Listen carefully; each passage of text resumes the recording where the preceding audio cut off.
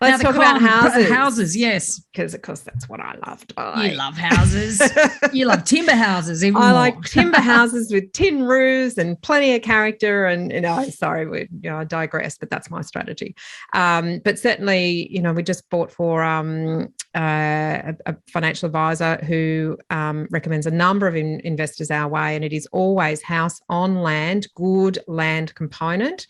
House doesn't need to generate a huge amount of income, but he's a massive believer in the land content, and that's where one of the advantages of having house on land is you actually own the land upon which the structure sits.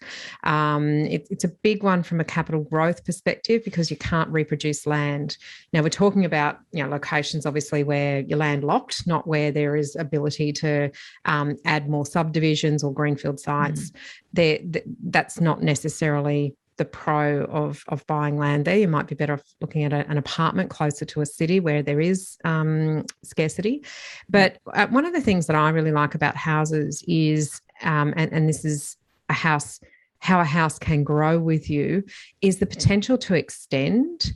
So you can cosmetically update what's there in a house if the bones are good, the layout is good, the airflow, the natural light, and so forth. You can look at, in Queensland, you lift a house up and you build another level underneath it, and suddenly you've got twice the floor area. And if you do that really well, you can actually add value in excess of just the capital growth that happens organically.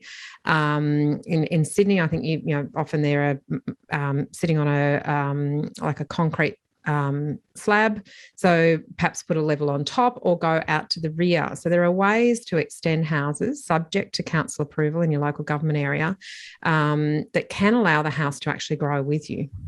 Yeah, and there's more freedom to, within constraints of the council, of course. I mean, councils will always have development control plans and local environment plans that you've got to abide by. But there is more freedom to actually do your own thing with the house, and certainly on the inside of it, and, you can easily change your floors, as Megan was saying before. You paint floor window coverings, the whole bit. There's a hell of a lot more creativity just in terms of what you do in your garden. And if you do want to play loud music all the time, you just might have the police knocking on your door. Cook really smelly fish on your barbecue, all that stuff that you're going to struggle to do in apartments. If you like eating that. Even have a barbecue on your balcony. There are some bylaws that don't allow gas barbecues to be on balconies in apartment complexes. So, again, one of those really important things to understand before you enter into a body corporate or strata. Don't forget that you've still got neighbours, but yeah, you don't want to alienate your neighbours. But yeah, you do have a hell of a lot more. You don't have those rules governing you in the same way.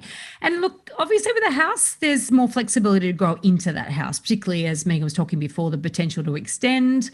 You've got more outdoor space. You've generally got more space, and that's back to that caveat.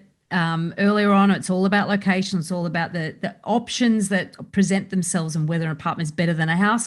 Typically, if you moved a bit further out, you're going to get a bit more space and all those sorts of things. So, finding those right set of compromises in those three key areas: position, property, price. Yeah. Which one's immovable and which one is movable, and then what are the options? And we're going to get onto the cons of houses in a moment, obviously, but one of the things with owning a house is you can choose what you renovate, according to how your income's going. So you might buy a house that needs extension, needs renovation, needs, a new kitchen, needs a new bathroom, but has really good bones. It's reasonably livable as it is. But you might be someone who maybe is on commission. So you might get a bonus every month or every quarter or twice a year or once a year. And you can just kind of plan out your improvements according to how your money is flowing in to the property.